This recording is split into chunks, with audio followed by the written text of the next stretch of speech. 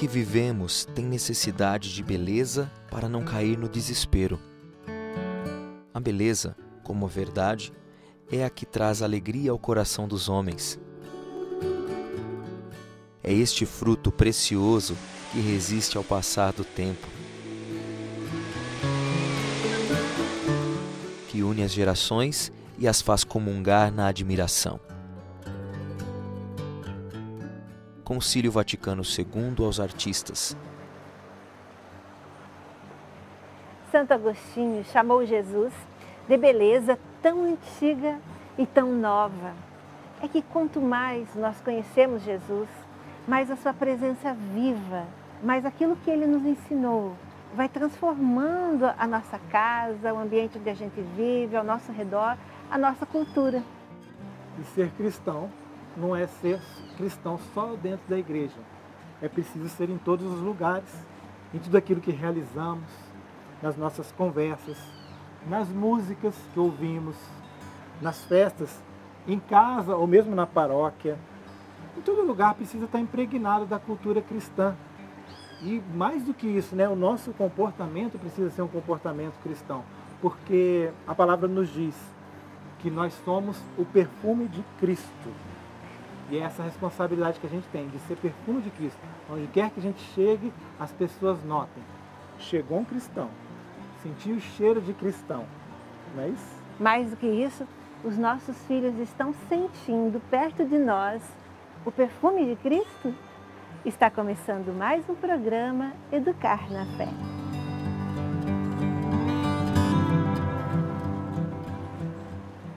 Existe uma responsabilidade que é própria dos pais, que é de educar, de formar e de passar aqueles valores que para nós são importantes. Então, valores cristãos, a moral cristã. Então, existe toda uma maneira que a gente lida com as coisas que vêm de fora, porque o João Lucas, ele ainda é uma criança. E a minha função como mãe é filtrar mesmo aquilo que entra na minha casa. Então, por exemplo, televisão. Nós evitamos de ver propagandas. Mas por quê? Primeiro porque eu não estimulo nem o consumo material, porque nós não teríamos condições de comprar tudo que aparece nas propagandas, e nem o consumo dos valores que vêm imbuídos naquelas propagandas. O que nós temos que fazer um discernimento é sobre a diferença entre cultura e cultura de massa. A cultura verdadeira é a cultura de raiz, é a cultura que traz as tradições, as crenças de um povo. Que faz parte da história desse povo e que vem da história desse povo. Essa cultura é que faz com que as pessoas possam ter os seus valores bem claros, ter a sua identidade bem clara. A cultura de massa, que é a cultura veiculada pela mídia secular, é uma cultura criada pela indústria cultural para venda de produtos, para alienação e para vender ideologias. Então, essa cultura de massa ela vai ter sempre mais poder na medida em que a cultura verdadeira de um povo acaba.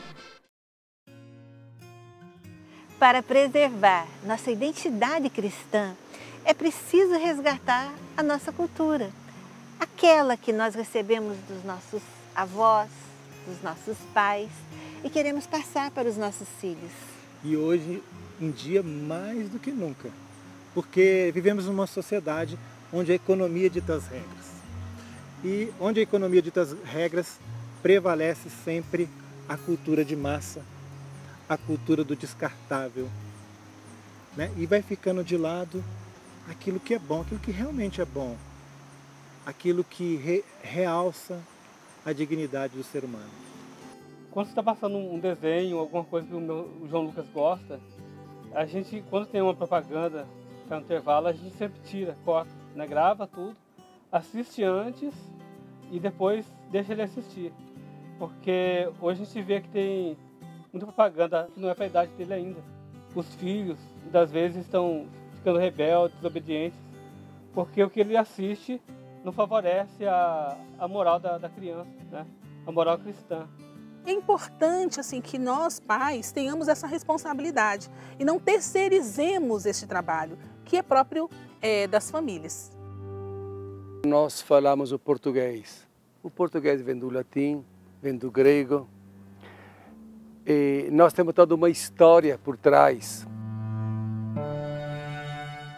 Primeiro os índios que estavam aqui, depois vieram os portugueses, os escravos da África, os imigrantes. Mas em toda esta cultura que nós herdamos, não podemos esquecer uma cultura raiz, que é a cultura cristã. O Brasil nasceu com o nome de Terra de Santa Cruz, um nome que faz referência à fé especificamente cristã. Até a cultura do mundo ocidental que veio para cá através dos portugueses não se explica sem a presença cristã.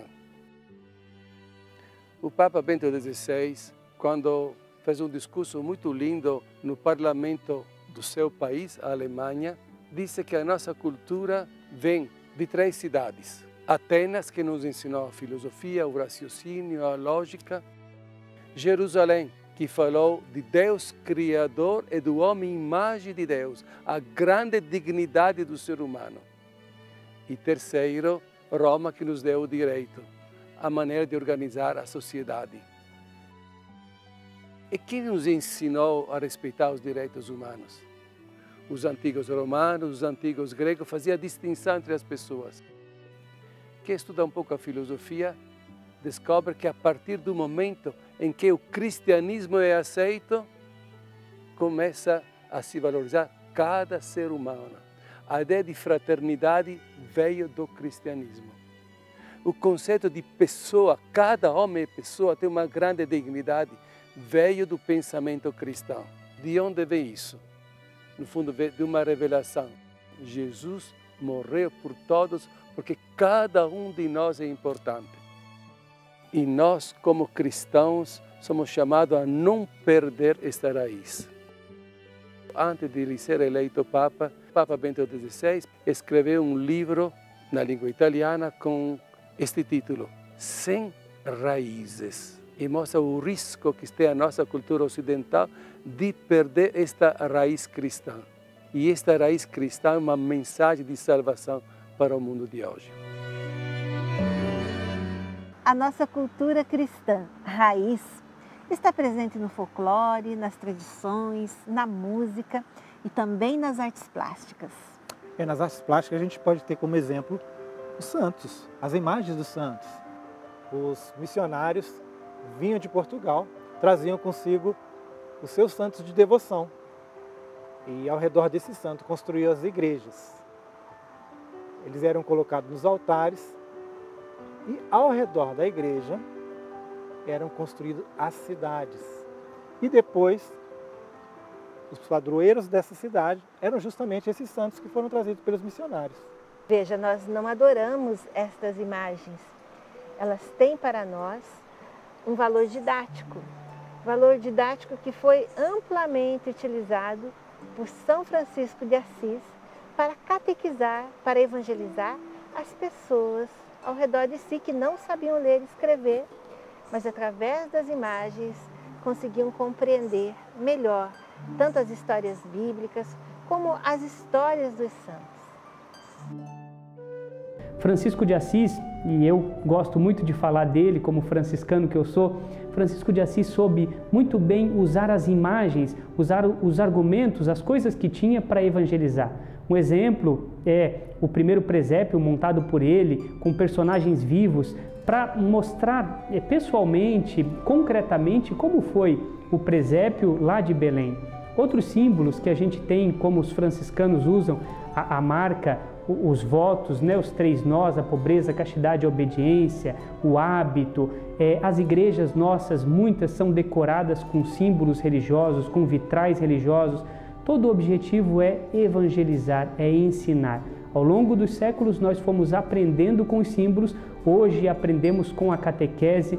Nós temos muito a ensinar e a aprender com a nossa igreja, que é rica de símbolos, rica de significados e rica de imagens. As artes plásticas fazem parte da nossa herança cultural cristã. O uso de imagens como a cruz em lugares públicos, por exemplo, atravessaram 5 séculos de história do Brasil. Elas dizem quem somos e de onde viemos. Tirar a imagem dos lugares públicos. Tantas vezes isso aconteceu na história. É um atentado contra a liberdade religiosa. É uma inversão de valores. Proibir em nome da liberdade. Não tem jeito, isso Não é liberdade. não é liberdade. Todas as vezes que tentaram arrancar os crucifixos das escolas, dos hospitais, das repartições públicas, por trás dessa atitude estava um governo nazista, estava um governo socialista. Para quê? Para diminuir a força moral daquele povo, a força dos cristãos. E nós não podemos deixar que isso aconteça conosco, porque esta é uma forma de perseguição religiosa. E por falar em perseguição, o nosso Deus é maravilhoso. Ele é capaz de transformar opressão, perseguição em arte. Escuta aí o que o Papa João Paulo II vai falar para nós. A arte de inspiração cristã começou às escondidas, ditada pela necessidade que os crentes tinham de elaborar sinais para exprimirem, com base na Escritura, os mistérios da fé e, simultaneamente, de arranjar um código simbólico para se reconhecerem e identificarem, especialmente nos tempos difíceis das perseguições. Quem não recorda certos símbolos, o peixe, os pães, o pastor, evocam o mistério, tornando-se esboços de uma arte nova. São João Paulo II. Nós somos casados já há 37 anos e temos 4 filhos. E eles foram criados dentro da igreja. E toda a infância deles, adolescência, juventude, eles sempre tiveram conosco nas participações das missas, nas orações do terço, nos momentos de oração, nos grupos de oração. E eu quero dizer que nós não adoramos imagens. Para nós, católicos, nós sabemos que o sinal, a imagem é um sinal da presença daquilo que nós acreditamos. Se é a imagem do menino Jesus, nós acreditamos que Jesus, menino, nasceu, Jesus, menino, veio para ficar conosco. Se o Filho de Deus entrou no mundo das realidades visíveis, lançando pela sua humanidade uma ponte entre o visível e o invisível, é possível pensar que uma representação do mistério pode ser usada, pela dinâmica própria do sinal, como evocação sensível do mistério. O ícone não é venerado por si mesmo, mas reenvia ao sujeito que representa. Concílio de Nicéia, ano de 787. Boa tarde. Seja bem-vindo. Estamos aqui mais uma vez. Boa tarde, bem-vindos. Mais um ano da festa de Santo Reis.